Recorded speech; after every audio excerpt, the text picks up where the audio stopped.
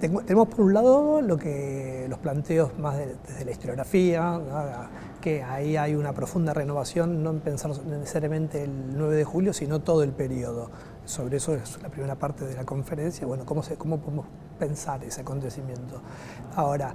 ¿qué lugar está ocupando ahora el 9 de julio? Es por un lado algo similar a lo que pasó en el Bicentenario de la Revolución, pero eso tiene que ver sobre todo no tanto por las políticas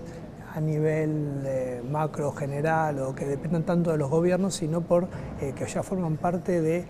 la idea que los argentinos tienen de su nación desde que hacen la escuela primaria y desde el jardín de infantes. Entonces es el lugar de socialización y en el cual los chicos todos los años aprenden que es el 25 de mayo, el 9 de julio, y los padres van a los actos esperando ver reproducidos nuevamente eso que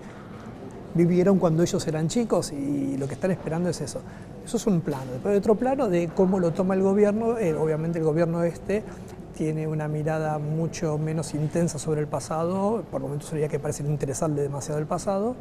y en ese sentido está mucho más despolitizado, lo cual no quiere decir que no va a cumplir con todas las rituales de rigor, que se va a hacer el acto, que hay hechos culturales, que hay congresos, encuentros y demás, pero no tiene la intensidad de los festejos que tuvo en el 2010, pero no es algo novedoso. Si uno piensa en los centenarios, no en los bicentenarios, el centenario de la Revolución fue muy intenso y el centenario de la Independencia no lo fue, y los gobiernos tienen signos ideológicos bastante distintos, o sea que no necesariamente una cosa tiene que ver tan directamente con la otra, ¿no? En la universidad, por lo menos en el campo historiográfico, claramente hay una forma, ha habido un giro de 180 grados realmente, que tiene que ver con algo de lo que voy a explicar en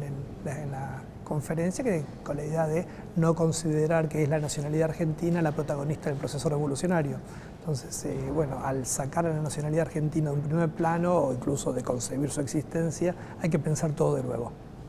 Eso no quiere decir que un montón de cuestiones que ya han sido tratadas o trabajadas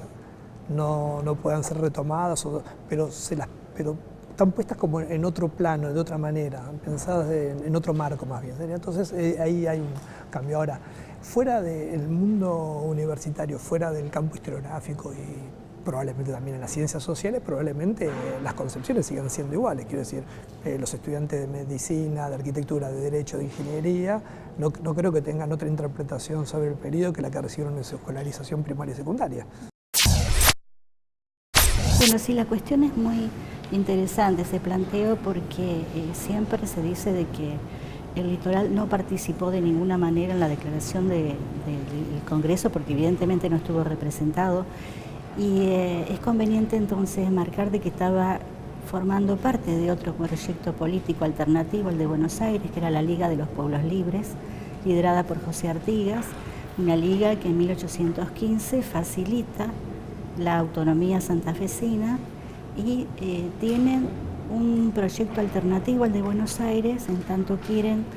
sobre todo defender la soberanía de los pueblos y su propia independencia, ¿no? Es decir, libres de toda sujeción, conformar un bloque donde se coopere recíprocamente entre ellas, se piense en instrumentos constitucionales y reglamentos de convivencia política, y está totalmente enfrentado al proyecto del centralismo porteño. Por eso este Congreso de Tucumán se piensa como un congreso del centralismo y está totalmente opuesto a los principios y a las miras que tiene esta Liga de los Pueblos Libres, ¿sí? Entonces, el Congreso de Tucumán no está integrado por estos pueblos justamente porque están en abierta confrontación con el centralismo porteño. Por otro lado, un año antes del Congreso, en 1815, en agosto, se reúnen en el Arroyo de la China